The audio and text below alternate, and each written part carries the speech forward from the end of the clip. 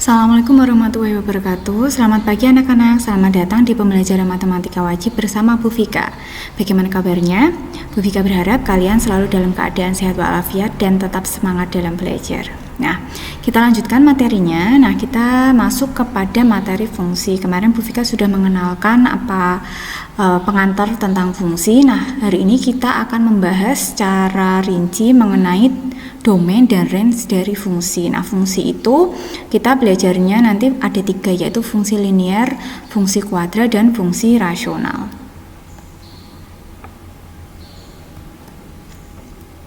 Nah, sebelumnya Bu Vika akan berikan ilustrasi tentang fungsi. Nah, misalkan ini ada sebuah bahan-bahan makanan. Nah, kita sebut nanti kalau di matematika itu sebagai X. Nah, kemudian ada mesin. Nah, mesin ini di matematika kita sebut sebagai fungsi F.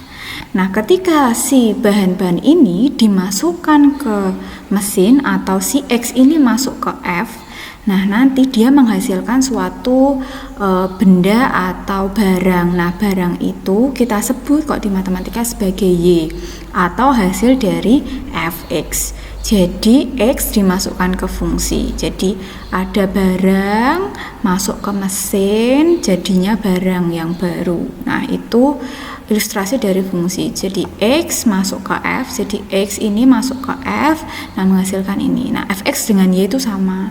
Gitu. Kalau Y itu singkatnya, kalau Fx itu proses gitu. Sama seperti Fx dan Y. Begitu ya. Nah, Bu Vika beri contoh lain. Jadi ada X, F, dan Fx. Nah, misalkan ini padi yang masih ada tangkai-tangkainya. Kemudian dia masuk ke mesin. Nah, ketika masuk ke mesin hasilnya adalah butiran padi seperti ini. Nah, jadi X masuk ke F, jadinya Fx. Begitu ya. Nah, ini ilustrasi dari fungsi dalam kehidupan sehari-hari. Lanjut. Nah, ini pengertian fungsi. Nah, jadi misalkan ada A dan B itu himpunan, ada 2 himpunan yaitu A dan B. Jadi fungsi itu apa? Misalkan fungsi itu F dari himpunan A ke himpunan B itu adalah suatu aturan pengaitan yang memasangkan setiap anggota A dengan tepat satu anggota B. Jadi ini dengan tepat satu dan setiap anggota himpunan A. Jadi semua anggota A harus punya kawan dan kawannya harus tepat satu, nggak boleh double. Begitu ya. Nah, kalau digambarkan misalkan Bu Vika punya ini fungsi itu adalah 2x min 1. Nah, ini Bu Vika langsung gambarkan. Jadi kalau mau dihitung ya bisa. Misalkan mau dihitung ini ada angka 1. Nanti misalkan ini F 1, berarti itu nanti jadinya 2 kali 1 min 1, berarti 2 min 1 hasilnya 1. Nah, makanya ini 1 harusnya di sini ya. Ya, begitu. Itu menghitungnya. Jadi ini langsung Bu Vika gambar biar lebih cepat. Nah, jadi domain itu nanti namanya daerah asal. Jadi di sini DF-nya itu adalah 1, 2, dan 3. Jadi ini adalah sumbu X, ini adalah sumbu Y. Ingat, tadi itu X. X dimasukkan ke sebuah fungsi. X ini, bentar. Nah, X ini dimasukkan ke sebuah fungsi, nanti hasilnya adalah Y. Begitu ya, paham ya? X dimasukkan ke sebuah fungsi, nanti hasilnya adalah Y. X itu sebagai domain, F itu fungsi, Y-nya itu sebagai range. Begitu. Nah, kita lanjut. Jadi di sini domainnya itu adalah angka 1, 2, 3, 4, 5. Nah, setelah dihitung seperti ini, dia menghasilkan angka 1, 3, 5, 7, dan 9. Jadi ini salah. Nah, jadi ini adalah 9 ya. Nah, ini 9, harusnya 9. Nah, begitu. Jadi 1, 3, 5, dan 9. Nah, kemudian ini kalau dia di bilangan bulat. Ini kalau ini dia itu kalau di bilangan bulat. Jadi bulat itu, nah nanti hasilnya adalah ini, titik ini, titik ini, titik ini, titik ini, titik ini. Tapi kalau nanti di range itu nanti beda lagi. Jadi kalau nanti di range, nah domainnya, mohon maaf, jadi nanti kalau di range, nah dia bentuknya seperti ini, dari angka 1 sampai angka 5. Nah, dari angka 1 sampai angka 5, dan dia anggota bilangan real. Nanti hasilnya juga real. Dari angka berapa? Dari angka 1 sampai 9. Dan kalau digambar, dia bentuknya adalah garis lurus ini. Nah, tapi kalau tadi bulat itu hasilnya adalah bulatan ini. 1 titik, 1 titik, 1 titik, ada 5 titik. Tapi kalau dia real, nanti dia bentuknya adalah garis penuh seperti ini. Begitu ya. Nah, lanjut. Kita awali dengan fungsi linear. Jadi fungsi linear itu adalah fungsi yang memiliki pangkat itu 1.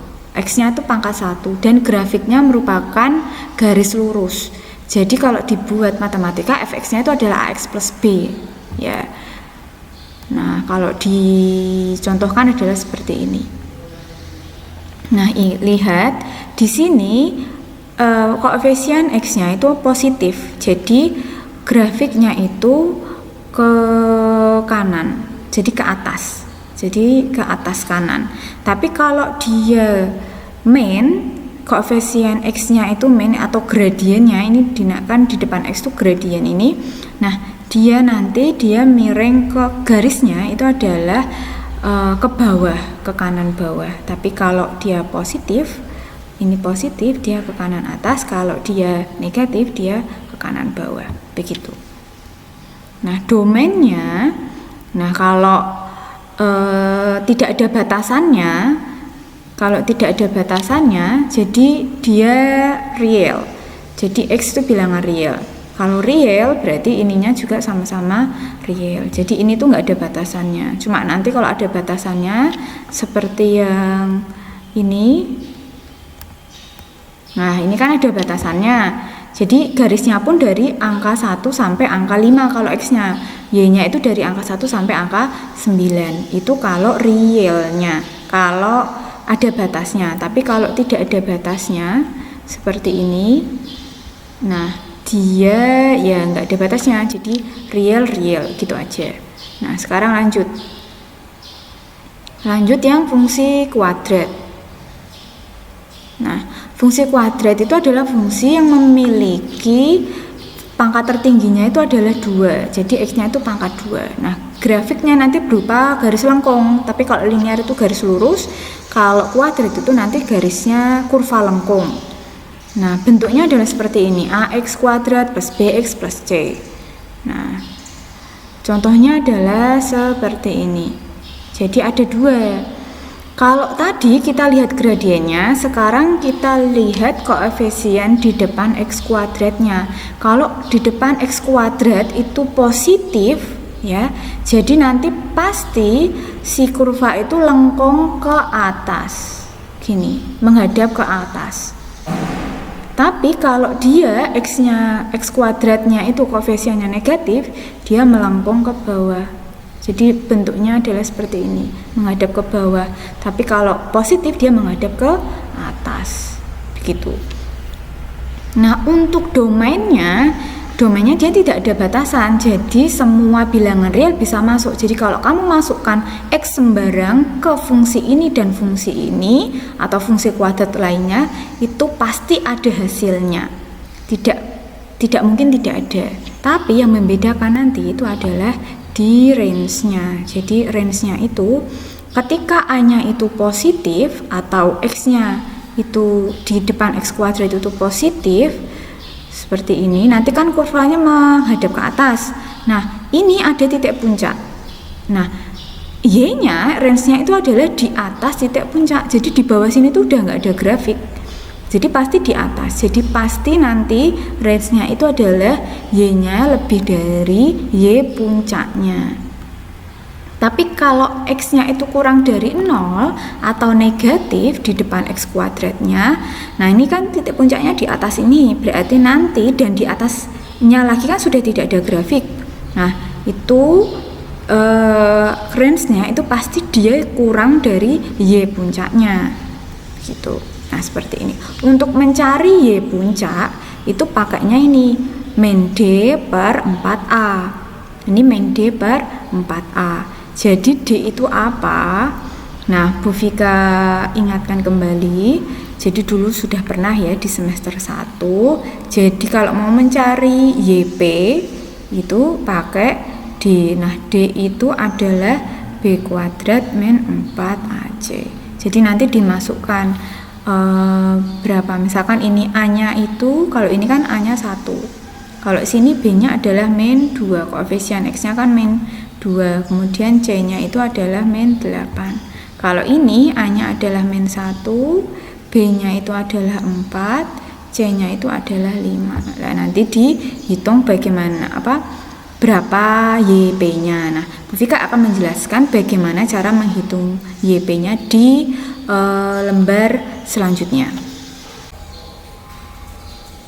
Nah, bagaimana cara menghitung atau menentukan range dari fungsi kuadrat? Nah, misalkan Bu Vika contohkan di fungsi ini X kuadrat min 2X min 8. Kita tahu dia punya titik puncak itu yang sebelah sini. Nah, titik puncak ini itu sebagai batas range-nya.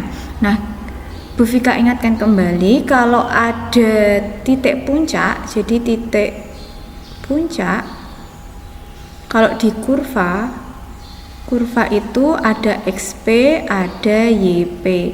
XP itu adalah X di puncak dan YP-nya itu puncak, jadi Y puncaknya. Nah, YP itu sama dengan min D per 4A. Nah, D itu apa? D itu adalah B kuadrat min 4AC, begitu. Nah, ini yang akan kita pakai dalam menghitung range dari fungsi kuadrat. Nah, kita lihat misalkan ini ya fx. Fx itu dia sama dengan X kuadrat min 2X min 8. Nah, di sini A-nya itu adalah 1. B-nya itu adalah min 2, C-nya itu adalah min 8. Nah, kita akan menghitung D-nya.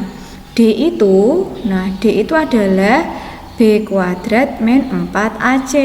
B-nya itu adalah min 2, berarti min 2 kuadrat min 4, A-nya itu 1, dikali B-nya itu adalah min 8. Berarti ini min 2 kuadrat hasilnya 4, min 4 kali min 8 jadinya plus 32, hasilnya adalah 36. Nah, itu baru D-nya. Nah, sekarang kita hitung YP-nya. YP itu sama dengan min D per 4A. Min 36 per 4 dikali A. A-nya itu berapa? A-nya itu adalah 1, berarti min 36 per 4 sama dengan min 9. Nah, jadi YP-nya itu adalah min 9. Kita lihat di sini. Nah, di sini itu ini kan 1, 2, 3, 4, 5, 6, 7, 8, 9. Nah, ini tuh sini tuh 9, min 9. Nah, jadi nanti kalau menulis range-nya di sini itu range-nya itu dia RF itu dia sama dengan Y. Jadi Y di mana Y itu adalah anggota bilangan real dan Y-nya, nah karena ini karena kurvanya itu membuka ke atas, yang ini tuh dia membuka ke atas, jadi pakai yang ini. Nah, Y-nya itu lebih dari, jadi yang bawah itu kan sudah tidak ada kurva, jadi kita pasti ambilnya yang lebih dari, berarti ini lebih dari sama dengan min 9. Nah, jadi ini adalah range dari fungsi kuadrat. Begitu. Nah, yang kedua, yang contoh kedua itu bisa kalian coba sendiri. Begitu ya anak-anak. Kita lanjutkan ke fungsi rasional. Oke, setelah tadi belajar tentang fungsi kuadrat, kita akan belajar tentang fungsi rasional. Nah, fungsi rasional itu fungsi yang bentuknya pecahan seperti ini. Jadi dia bentuknya pecahan seperti ini, Px per Qx. Jadi Px dan Qx itu fungsi tapi dia bentuknya pecahan. Dengan Qx-nya itu tidak boleh sama dengan 0. Nah, bentuk umumnya adalah seperti ini. Nah, jadi bisa 2x min 4 per x plus 2 atau fungsi lainnya. Jadi yang atas ada x-nya, yang bawah juga ada x-nya. Yang atas boleh nggak Bu nggak ada x-nya? Boleh. Tapi yang bawah harus ada x-nya, itu sudah bisa dikatakan sebagai fungsi rasional. Nah, kalau digambar, dia bentuknya seperti ini, ada dua kurva. Nah, bagaimana dengan domain dan range-nya? Kalau domainnya itu adalah semua x bisa masuk kecuali asimtot tegaknya. Asimtot tegaknya itu mana? Nah, ini kan ada min 2 ini ya.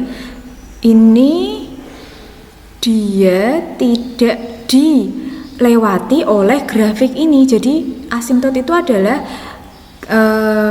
garis yang dia dekat dengan kurva, kedua kurva, tapi dia tidak disentuh. Jadi dekat tapi tidak menyentuh. Nah, begitu ya, asimtot itu seperti itu. Dekat tapi tidak menyentuh. Itu belum halal gitu ya. Dekat tapi tidak menyentuh, itu namanya asimtot. Nah, bagaimana cara mencari asimtot tegak? Lah ini, tadi kan diketahui bahwa Qx-nya yang bawah itu tidak boleh sama dengan 0. Nah, ini yang membuat untuk mencari asimtot tegak. Jadi, kalau mau mencari asimtot tegak, nah, caranya di sini ini. Ini asimtot tegak. Ini asimtot tegak. Jadi di bawahnya. Jadi kalau mau mencari asimtot tegak, yang bawah berarti Qx-nya itu tidak boleh sama dengan 0. Nah, berarti yang bawah itu kan X plus 2 tidak boleh sama dengan 0. Berarti X-nya tidak boleh sama dengan min 2. Jadi ini nanti kalau mau mencari asimtot ini berarti domainnya, berarti kalau sini domainnya itu adalah X anggota bilangan real, di mana X-nya itu tidak boleh sama dengan berapa? Min 2. Nah, itu domainnya. Nah, bagaimana dengan range-nya? Nah, range-nya itu adalah asimtot datar. Nah, kalau tadi itu asimtot tegak, jadi yang ini. Nah, ini asimtot tegaknya, dia ke atas ke sini. Nah, nanti ada asimtot datar. Asimtot datar itu yang ini. Yang ini. Ini kan ada garis yang dia dekat dengan kedua kurva tapi dia tidak menyentuh. Ini namanya asimtot datar. Nah, caranya mencari asimtot datar itu adalah lihat koefisien ini dan koefisien ini. Nah, itu tinggal dibagi.